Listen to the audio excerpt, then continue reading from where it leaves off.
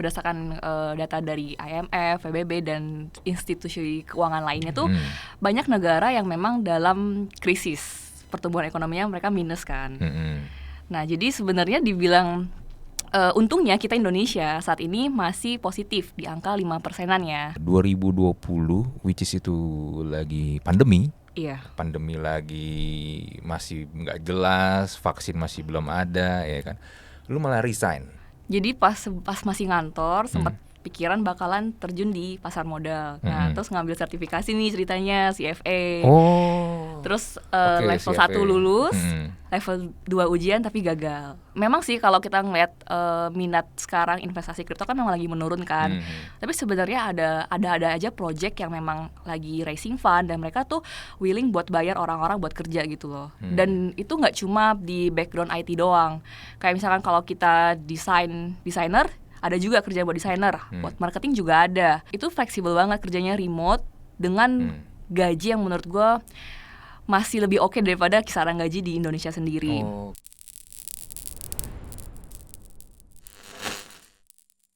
Selamat datang di Mushroom, kerja terus mati belakangan bersama gue Andri. Dan untuk episode Mushroom kali ini gue kedatangan seorang wanita jauh-jauh dari Privacy Matters.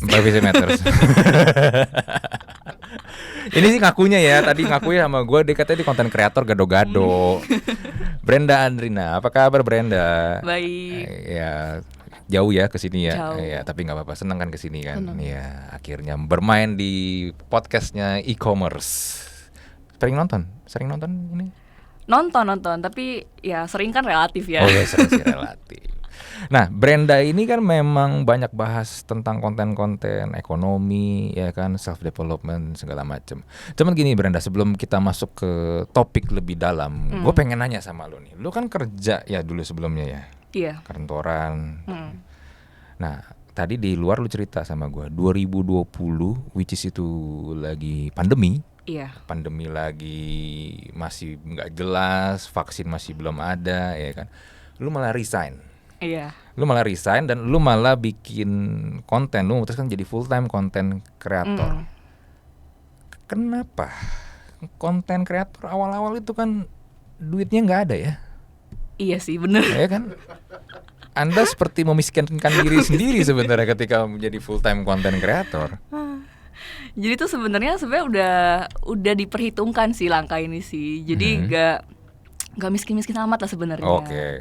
Karena memang waktu kenapa resign tuh karena aku ngerasa pengen eksplor bidang yang aku sukai.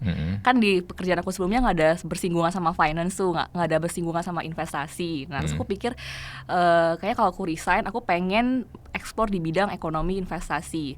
Tadinya pikir mau kerja di pasar modal. Oke. Iya. Tapi ternyata takdir berkata lain. Jadi content creator. Jadi content creator. Lu mungkin terinspirasi dari ini kah? Orang-orang yang mulai 2020 nggak bisa kemana-mana akhirnya bikin konten-konten tentang saham. Gimana pilih saham yang ini mau cuan nih, yang ini nih, pilih yang ini nih, atau gimana? Sebenarnya sebelum resign itu aku memang udah bikin konten kan. Nah tapi kontennya itu lebih ke review buku. Review buku? Jadi gue suka baca, terus gue abis baca gue suka bikin summary-nya gitu di story. Nah awal dari situ tuh, terus feedback orang tuh bagus. Nah jadi pas gue resign, kenapa gue nggak coba jadi content creator full time aja? Karena sama ini pas gue masih kantor tuh gue ngerasa feedbacknya bagus gitu loh. Dan gue juga melihat kalau jadi content creator sebenarnya ada prospeknya dari segi income ya.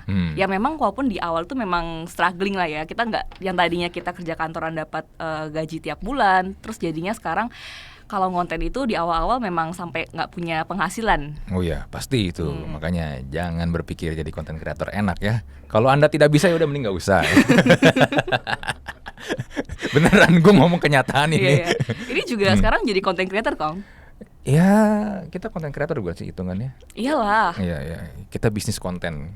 Bisnis konten. Nah. Ya terus jadi lu memutuskan untuk jadi konten karena content creator ya, karena lu awal-awal tuh iseng-iseng sebenarnya itu kan, lu nge-review buku ya, atau emang lu niatin abis baca buku gue harus mereview buku ini? Awalnya iseng sih. Buku apa sih biasa dibaca? Buku-buku self development, terus tentang investment gitu. Oke, lu emang tertariknya terhadap dua hal itu ya? Iya. Oke, komik nggak dibahas? Next time review komik menarik kayaknya ya. Oh iya, jangan salah, fans-fansnya komik itu ini loh. Bener-bener, ini militan. jadi ide konten baru loh, menambah portfolio gado-gado gue kan. Iya, One Piece gitu kan. Lu bahas tuh rame itu. Nah cuman gini, lu gini ya, for information, gue sebenarnya membahas ini gue jadi merasa bodoh sih. Lu tadi kan bilang lu ternyata kita satu ini ya, alma mater ya. Iya. Di ini ya, di sebuah kampus di Sunter itu yang udah ganti nama. Iya. Ya. Gue lulus 2006, gue jadi angkatan 2001 dan dia angkatan 2013. Benar. Ya kan, which is kalau ketemu aja enggak gitu loh. Nah, tapi kan itu kan ekonomi kan, Bren. Manajemen kan, manajemen. Lu marketing sama kayak gue kan. Iya. Nah, lu berarti pekerjaannya nggak ada hubungannya sama finance dan investment dong sebelumnya, ketika lulus dari marketing itu kan lu pasti mencari marketing. Waktu di perusahaan yang sebelumnya itu public relation sih sama bizdev. Oh, mau bizdev ya, kurang lebih emang masih fieldnya masih sama lah. Nah cuman untuk financial itu kan sebenarnya kalau menurut gua ya itu kan nggak gampang satu, dan banyak orang juga nggak terlalu tertarik. Ya kan, ya karena mungkin ngomongin finance, ngomongin duit segala macam. Ya mungkin belakangan aja karena saham segala macam, kripto itu lagi naik ya. Lu belajarnya ini otodidak atau lu gimana? Jadi pas masih ngantor sempat pikiran bakalan terjun di pasar modal. Nah, terus ngambil sertifikasi nih ceritanya CFA. Terus level 1 lulus, level 2 ujian tapi gagal. Oke, jadi sebenarnya memang ilmunya tuh lebih ke otodidak belajar sih, sama baca. Karena menurutku ya zaman sekarang tuh mau cari informasi apapun di Google tuh boleh sebut brand gak sih? Ya boleh, Google kawan kita. Hai Google. Oke Google ya. Oke Google lanjut. Jadi memang kayaknya kalau memang mau diniatin, mau dikepoin pasti nemu aja. Cuma kayak jarang. Menurutku masih jarang waktu itu content creator yang ngebahas specifically ekonomi kan waktu itu aku startnya. Jadi aku pikir kenapa nggak coba diseriusin aja. Dan aku kayak ini kan sebenarnya trial and error kan. Aku nggak tahu apakah aku bakalan sukses jadi content creator. Jadi waktu itu memang spare kayak waktu 1 tahun full buat jadi content creator. Ini kayak aku ngetes gini loh. Kalau misalkan setahun ini ternyata nggak menghasilkan, ya harus realistis dong. Mungkin dengan nyari kerjaan di tempat lain. Tapi kalau misalkan dalam setahun ini ada progres, ada hasil, bakal stay sih gue. Dan ini selama setahun ini lu merasa ada hasil lah, akhirnya lu terusin sampai sekarang. Ini berarti udah masuk tahun kedua. Ada hasil. Ada hasilnya ya, luar biasa sih. Lu ambil CFA? Iya. Ini adik kelasnya Olive harusnya nih ya, ya Bacumi nih. Itu kan $1,000 ya per level kan, kurang lebih. Iya. Dan kemarin berapa ya? 6 jam ya kalau sekali ujian ya? Iya 6 jam. 6 jam. Lu kenapa mau ngambil CFA? Ya kan susah kan? Susah banget. Kalau gampang gue udah lulus. Nah, lu hitungannya Gen Z bukan sih? Milenial nggak sih? Oh milenial. 95. Oh 95 masih iya. Lu milenial akhir banget nih. Iya. Tapi ya balik lagi ya, itu kan susah loh. Nggak semua orang mau juga buat itu, dan ya itu tadi $1,000 kalau nggak lulus ya udah nggak lulus, lu nggak dapat certificate of participation. Benar. Nah, ya. Tapi kan dapat ilmu. Iya dapat ilmu. Temen lu level 2 masih mau lanjut lagi nih? Belum ada pikiran sih. Karena kan balik lagi kerjaan sekarang content creator kan. Jadi sebenarnya nggak perlu lah sertifikasi itu. Oke. Iya. Tapi lu emang mau niat tapi untuk kelarin CFA sampai benar-benar lulus? Belum ada. Oh belum ada.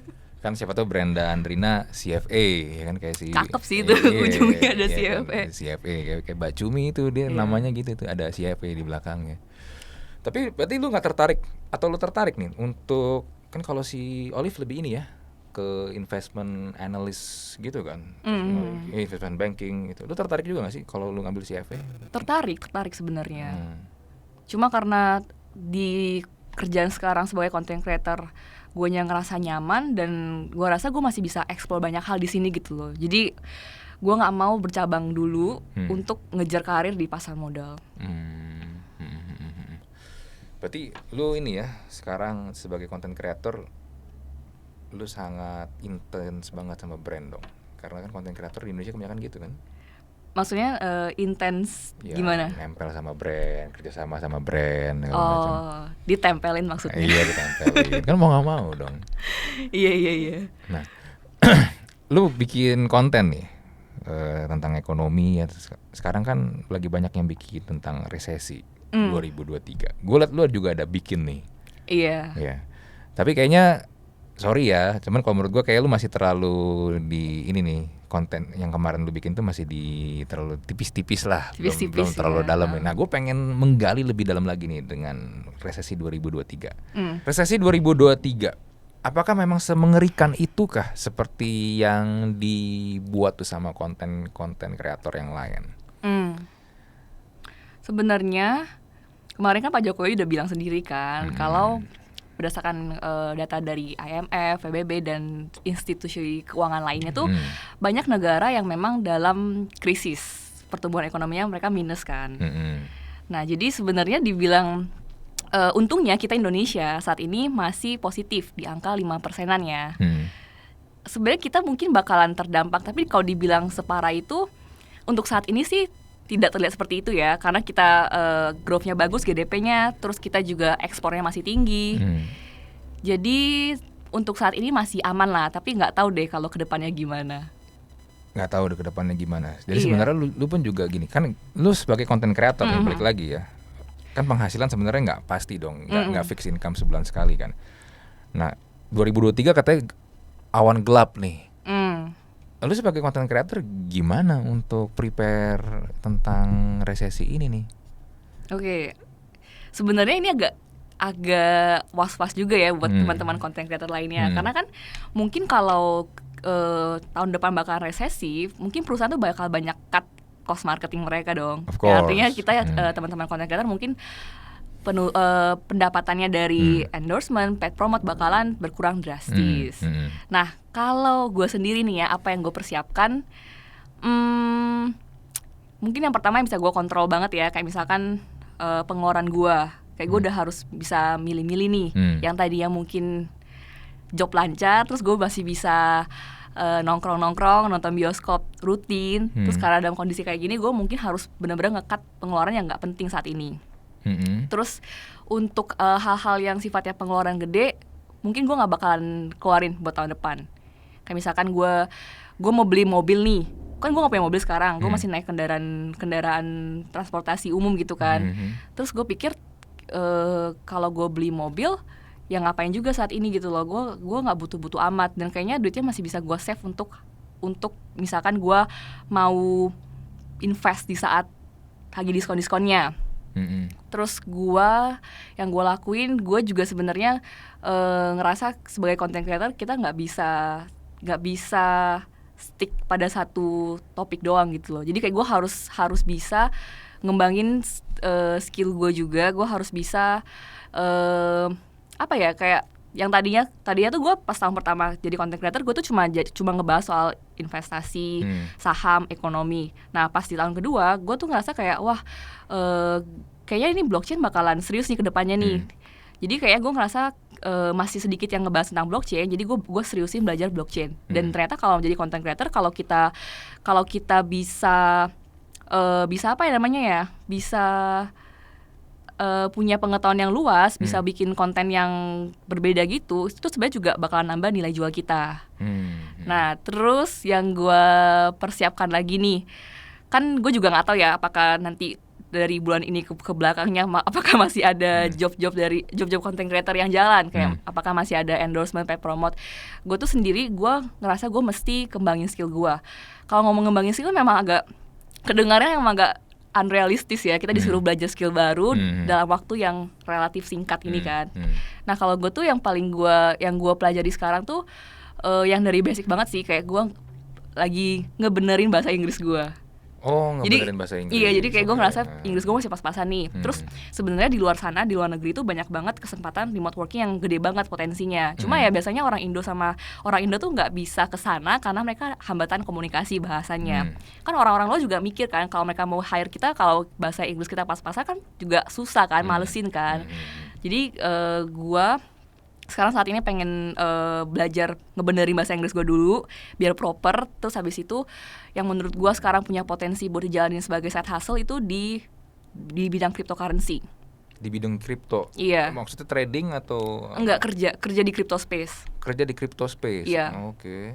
Jadi memang sih kalau kita ngeliat minat sekarang investasi kripto kan memang lagi menurun kan. Tapi sebenarnya ada aja project yang memang lagi raising fund dan mereka tuh willing buat bayar orang-orang buat kerja gitu loh. Dan itu nggak cuma di background IT doang. Kayak misalkan kalau kita desainer, ada juga kerja buat desainer, buat marketing juga ada, buat copywriter juga ada. Dan itu fleksibel banget kerjanya, remote dengan gaji yang menurut gue masih lebih oke daripada kisaran gaji di Indonesia sendiri. Oke, dan ini sebenarnya applicable juga ya buat yang nonton ya, buat Anda yang nonton yang mungkin juga masih kerja kantoran kan. E-commerce kebanyakan audiensnya ini ya, orang-orang di kantoran startup kan kebanyakan ya. Dan harus ini applicable banget juga nih seperti apa yang lu tadi udah sampaikan ya. Teman-teman gini loh, masalahnya kan investment dan segala macam itu, ya itu sebenarnya udah harus bisa dilakukan dari sebelum-sebelumnya kan, nggak hanya cuma resesi doang kan. Iya bener kan? banget. Nah, tapi ada yang bilang mestinya ini kita pegang cash aja nih, karena ya balik lagi nggak tentu, keadaan tak menentu nih. Kalau nanti kita taruh di lu bener kan lagi di diskon nih, tapi kan kita kan kalau mau cash outnya kan pas lagi naik dong harganya dong, yang kita belum tahu kan kapan naiknya nih. Iya. Ya kan. Nah, gimana nih? Apakah memang tetap harus pegang cash seberapa banyak? Tapi juga kalau misalnya kita pegang cash.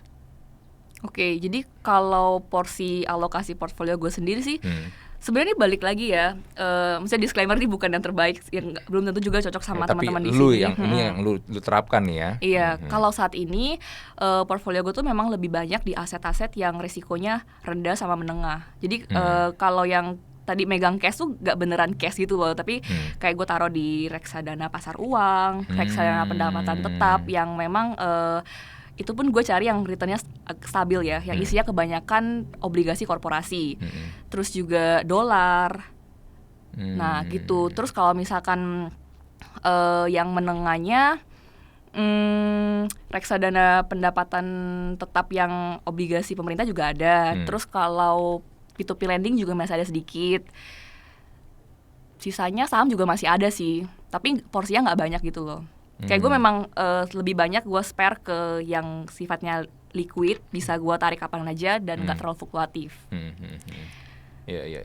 Kalau properti gimana nih? Kan ada yang bilang housing crisis nih. Ini sebenarnya menurutku balik lagi sih ke kemampuan kalian di mana gitu loh. Kalau kalian memang punya uang buat beli, terus punya pengetahuan di mana sih lokasi properti yang bagus buat invest gitu. Kalian bisa memprediksi di mana sih lokasi yang bakalan naik harganya beberapa tahun ke depan, ya monggo-monggo aja. Cuma kan kalau properti itu dia illiquid ya. Oh iya, memang bener. Harganya naik, tapi kan belum tentu ada demand buat beli kan. Iya benar. Itu kan bisa-bisa developer doang kadang-kadang. Iya kan, Senin harga naik. Iya benar, harganya naik. Tapi masalahnya yang mau beli siapa? Itu kan pertanyaannya kan. Bener. Oke. Nah cuman gini loh, gue selalu mempertanyakan tentang ini ya, properti ini ya. Harga naik nih, nggak ada yang beli. Akhirnya ujung-ujungnya nih ketika lu beli kan, ya lu banting harga dong biar cepet laku kan. Karena kan sekarang lagi banyak ya apartemen katanya. Nah itu dia. Nah cuman masalahnya properti itu apakah sebenarnya sebuah investasi yang quote unquote bagus kah? Karena kan dulu kan anggapannya properti itu harga nggak pernah turun, ya kan? Harganya naik terus. Tapi dengan kondisi seperti ini nih, ini menurut lu properti sebuah investasi yang ini kah? Yang masih menjanjikan nggak? Karena kalau punya rumah kan kalau nggak ada yang nempatin, itu rumah kan pelan-pelan rusak ya. Itu kan lo harus pertimbangan juga tuh cost untuk maintenance-nya. Menurut lo gimana? Kalau gue sendiri ya tergantung balik lagi sih, lu beli properti tujuannya apa nih? Kalau misalkan buat invest, kalau menurut gue sendiri sebenarnya masih banyak instrumen investasi lain yang bisa ngasih return lebih tinggi daripada properti dan sifatnya lebih liquid dari properti. Nah, kalau gue sendiri nih, kalau gue beli properti, gue lebih kemikir buat tempat tinggal gue. Oh, jadi bukan buat investasi dong. Iya. Emang jadinya liability itu hitungannya kan, karena lu tinggalin dong. Tapi balik lagi nih, kan kalau misalkan gue pikir gini, kalau gue pengen buat beli rumah buat tempat tinggal, mungkin dengan uang gue yang sekarang, mungkin gue dapatnya yang nggak terlalu luas, yang nggak terlalu bagus, tapi masih proper lah untuk gue tinggalin nanti. Terus gue mikir nih, kalau seandainya gue udah punya uang, gue udah punya keluarga, gue pengen upgrade, kan berarti gue harus jual properti gue yang lama dong. Bisa, atau kalau nggak renov gedein. Iya, itu kan bisa. Kayak sebenarnya at the end nih properti gue berharap naik harga lagi dong ya. Misalnya yang tadinya gue pengen buat tempat tinggal, karena gue pengen jual lagi, gue harus expect nih bakal naik harga kan. Nah, masalahnya kita mampu nggak nyari properti yang kita yakin bakalan ada demand-nya, terus harganya cukup sama kantong kita saat ini, atau kita malah akhirnya memaksakan diri beli yang ya udahlah ala kadarnya, yang penting bisa tinggal, tapi ujungnya kita nyesel gitu loh. Iya, ujung-ujungnya nyari di daerah luar Jakarta kan, kalau mau lebih terjangkau, cuman gitu jauh. Jadi menurut gua sekarang ya, kalau beli properti tuh kayak agak memaksakan diri gitu loh. Kalau misalnya kita nggak benar-benar yakin sama apa yang kita beli, terus kita nggak yakin apakah kita bisa afford cicilannya. Misal nih kalau tahun depan suku bunga naik, itu kan yang floating rate bakal naik parah-parahan kan. Oh iya, jadi gede banget. Iya. Jadi kalau menurut gue pribadi saat ini nggak dulu sih. Apalagi 2023 ya, nggak dulu ya. Mendingan ya, kalau kecuali lu emang punya uang cash ya banyak banget. Kecuali lu udah prepare, udah budgeting dari dulu nih. Kayaknya duit gue emang cukup buat beli properti ini. Ya udah, beli aja gitu loh. Iya, karena gue ngeliatnya gini, properti itu kan komitmen jangka panjang ya. Bisa sampai 20 tahun kan ya. Bener. Orang KPR ya. Dan ya itu tadi, lu kan nggak pernah tahu dalam 20 tahun itu lu bakal terjadi apa dalam diri lu ya, dalam hidup lu, kan kerjaan hilang, kayak 2020 ada COVID kan, siapa yang nyangka kan bisa kejadian kayak gitu. Nah tapi gini, balik lagi Brenda ya, properti housing crisis 2008 di Amerika bisa nggak terjadi di Indonesia menurut lu nih, kalau keadaannya kayak begitu? Jadi orang gagal bayar, nggak bisa lanjutin cicilan KPR-nya. Nih ya, correct me if I'm wrong, kalau nggak salah tuh yang 2008 itu krisis waktu itu yang ngasih mortgage ke orang-orang yang nggak mampu ya, subprime nggak sih? Iya benar, subprime mortgage kan waktu itu kan. Nah tapi kan di sini mungkin kita let's say lah, di Indonesia mungkin nggak sampai subprime mortgage ya. Mungkin mampu, tapi ya gitu tadi, karena kehilangan pekerjaan atau karena ya segala macam keadaan yang akhirnya tidak membuat mereka mampu untuk bayar cicilan. Menurut tuh bisa ini terjadi ini? Karena gue sih bener jujur ya, gue pribadi gue paling takut itu loh, karena kalau itu sampai terjadi, wah itu bakal chaos banget. Iya, bener sih, karena kan memang cicilan itu adalah cicilan rumah adalah porsi terbesar dari expense orang-orang biasanya kan. Mungkin aja, tapi mungkin skalanya nggak semasif yang 2008 ya. Hopefully ya nggak kayak gitu ya. Tapi ya memang dengan resiko itu sebenarnya kita udah harus benar-benar prepare gak sih? Kayak benar-benar kita hitungin gitu loh. Kalau misalkan ada resiko amit-amit kita misalkan dipecat nggak dapat pekerjaan, apa kita mampu afford rumah itu? Ya, tapi kalau yang di tengah jalan cicilannya itu gimana? Kalau udah tengah jalan ya harus cari income yang lain sih. Itu bukan option lagi, itu udah harus mutlak. Harus ya? Iya, mutlak sih. Udah harus ya. Iya sih. Gue pengalaman gue ya 2020 ya, orang banyak kehilangan pekerjaannya. Gue ngeliat akhirnya orang-orang yang bisa survive itu karena orang-orang ini punya income yang lain. Nggak ngarepin dari gaji kantor doang. Dan menurut gue sih ya, ini menurut gue ya, kantor itu atau perusahaan itu sebenarnya nggak bisa sih untuk melarang karyawannya tuh nggak punya pekerjaan di luar pekerjaan kantor ya. Egois sekali ya. Nah, sekarang gini, ketika lu layoff mereka nggak bisa makan, mereka nggak ada penghasilan, siapa yang mau bayarin? Ya kan nggak mungkin kantor bayarin karena udah di layoff kan. Nah itu menurut gue sih harus punya sih, mau nggak mau lah. Mindsetnya harus dirubah ya. Jadi nyari kerjaannya bukan saat kita udah di layoff, tapi saat sekarang nih udah harus siap-siap cari kerjaan lain. Tapi maksudnya bukan kita ninggalin kerjaan yang sekarang, tapi kita punya dua kaki gitu loh. Iya betul. Ya kalau misalnya kantornya melarang ya ngumpet-ngumpet lah. Bisa lah. Bisa. Iya rahasia umum dia aja bisa kemarin sambil ngonten. Iya. Tapi waktu aku kerja kantoran aku memang udah ada side job yang lain. Oh. Jadi ketika aku resign kerja kantoran tuh aku masih punya uang dari side income aku yang lain. Oh gitu. berarti memang udah prepare. Oke, ya. Tapi gimana ya? Gue sebenarnya agak khawatir juga sih masa depan konten kreator nih di tahun depan. Karena balik lagi kalau biasanya lagi sedang krisis kan atau resesi kayak gitu kan, of course brand-brand kan pada ini ya, injek rem, mereka nahan nih. Tetap spend ada tapi ya nggak sebanyak itu. Apakah justru kita harus balik kerja kantor lagi kah atau gimana? Iya, sesuaikan sama preferensi masing-masing ya. Kalau gue sendiri sih gue nggak menutup kemungkinan gue bakal balik kerja kantoran loh. Oke. Karena realistis sih. Oh, lu realistis. Di mana ada uang, di situ ada saya. Iya, bener sih. Daripada ini ya nggak ada duit sama sekali kan. Bahkan dulu tuh pas gue kerja kantoran kan gue kerjanya sebagai PR BizDev kan. Terus gue cari side job dong. Nah side job gue tuh jadi admin. Admin? Iya, nginput data doang gitu. Oh, admin yang nginput data. Iya. Gue pikir admin ini sosmed. Tapi kan maksudnya walaupun kerjanya nggak mentereng, nggak keren gitu kan, tapi itu lumayan loh. Gue punya pegangan income lain di saat gue harus ninggalin kerja utama gue jadi content creator. Nggak malu ya biarpun lu udah. Nggak boleh gengsi tahu. Nggak boleh gengsi ya. Iya sih, bener sih. Iya. Jadi gini Brenda, kalau mau gue simpulkan nih, jadi sebenarnya intinya preparation mah sekarang ini telat gak sih? Enggak lah. Enggak telat, tapi kan 2023 tinggal kurang dari 3 bulan lagi ini. Iya, memang. Do you think orang-orang yang mungkin baru aware karena kemarin ada satu konten yang bahas tentang resesi ini rame baru, wah gue ada yang denial kan gue lihat. Oh ini mah cuma nakut-nakutin doang nih segala macem. Tapi ada juga yang bilang, oh ini bener nih gue harus siap-siap. Tapi oke, gue harus siap-siap. Keburu nggak nih? Kalau gue bilang nggak telat, tapi mungkin mepet waktunya. Jadi ya harus take actionnya segera gitu loh. Tapi kalau misalkan kita ditakut-takutin kayak telat, jadi orang jadi nggak termotivasi buat gerak gak sih? Kayak orang udah keburu ciut duluan. Oke. Karena ditakut-takutin.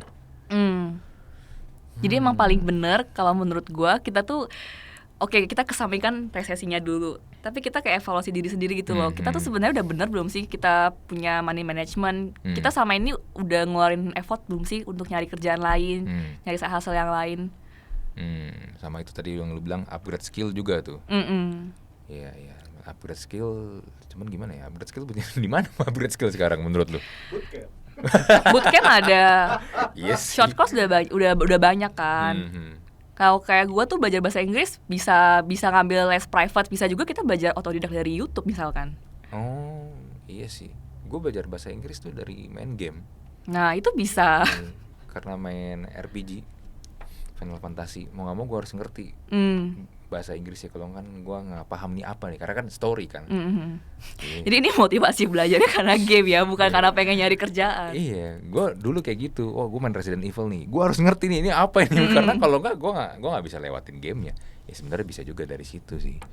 Ya but anyway, gue gini sih. Gue sebenarnya di episode kali ini gue nggak mau nakut-nakutin atau gimana, makanya gue ajak Brenda buat ngobrol. Ya kita santai aja lah ya. Brenda jadi juga udah kasih beberapa tips yang memang dia lakukan dan menurut gue sih applicable, harusnya lu bisa juga lakukan juga nih buat anda yang mungkin tak pekerja kantoran kan, atau mungkin freelance atau entrepreneur or whatever itu. Ya lebih baik bersiap sih daripada ini ya, tahu-tahu udah kejadian lu bingung mesti gimana. Iya, karena at least ada warning ya. 2020 itu nggak ada warning loh, tahu-tahu jebret aja kayak gitu. Iya, walaupun memang kalau dari harga aset yang memang cepat recovery-nya sih. Iya. Ya tapi sebenarnya kan 2023 dan sekarang pun ini sebenarnya kan impact dari pandemi kemarin kan sebenarnya. Ya tapi mudah-mudahan baik-baik aja lah ya.